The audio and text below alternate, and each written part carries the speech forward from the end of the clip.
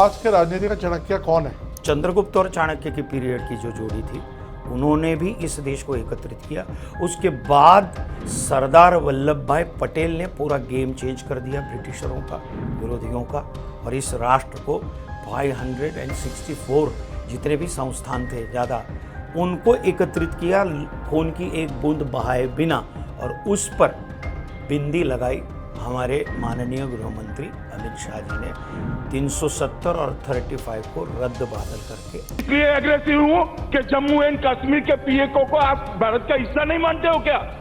Aggressive ना हो, जान दे देंगे इसके लिए। वो संगठनात्मक शक्ति, पावरफुल निर्णय शक्ति, और जिस प्रकार से वो समर्पित भाव से भी काम करते हैं, तो है। आपने जवाब नहीं दिया मेरा कि चाणक्य कौन है? तो वो हैं। आप कहते हैं कि पहले पटेल साहब ने किया और अब अमित शाह जी और मोदी जी की जोड़ी ने किया, बीच में किसी ने कुछ नहीं किया? नहीं, मैं तो आज के राजनीति का चाणक्य कौन है? आपने चाणक्य को इतने करीब से देखा है, आपने पॉलिटिकल सिस्टम को भी देखा है। वैसे तो लोग बोलते हैं अमित शाह है आज का चाणक्य, लेकिन आपको क्या लगता है, आपका असेसमेंट क्या है? निश्चित रूप से देखो, इस देश को एकत्रित करने के लिए महाभारत हुआ। श्री कृष्ण ने महाभारत का जो युद्ध है वो धर्म और अधर्म का युद्ध था, उसमें उन्होंने धर्म का साथ दिया, और महाभारत ये हुआ देश राष्ट्र को, उस समय का जो राष्ट्र था या जो भी खंड खंड में भी बटा हुआ था, लेकिन उसको एकत्रित किया। ओके, तो वो उसके बाद में चाणक्य, आचार्य चाणक्य और चंद्रगुप्त की जोड़ी आई।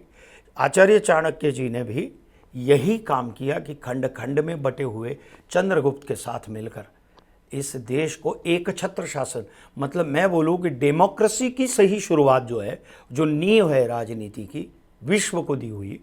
जब कहीं देश में इतनी प्रगति नहीं थी तो इतना प्रगत था। जो जीडीपी था वो भी हमारे देश का उस समय सर्वश्रेष्ठ था, अशोक के पीरियड तक। तो चंद्रगुप्त और चाणक्य की पीरियड की जो जोड़ी थी, उन्होंने भी इस देश को एकत्रित किया। उसके बाद सरदार वल्लभ भाई पटेल ने पूरा गेम चेंज कर दिया ब्रिटिशरों का, विरोधियों का, और इस राष्ट्र को 564 जितने भी संस्थान थे ज़्यादा, उनको एकत्रित किया खून की एक बूंद बहाए बिना, और उस पर बिंदी लगाई हमारे माननीय गृह मंत्री अमित शाह जी ने 370 और 35 को रद्द बादल करके।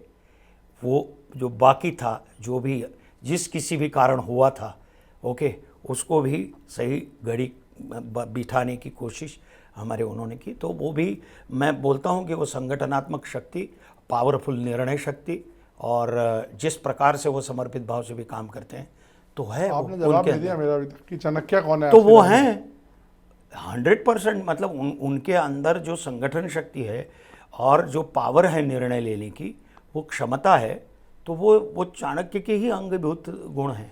तो आप कहते हैं कि पहले पटेल साहब ने किया और अब अमित शाह जी और मोदी जी की जोड़ी ने किया, बीच में किसी ने कुछ नहीं किया? नहीं, मैं ऐसा कुछ बोलता ही नहीं हूँ।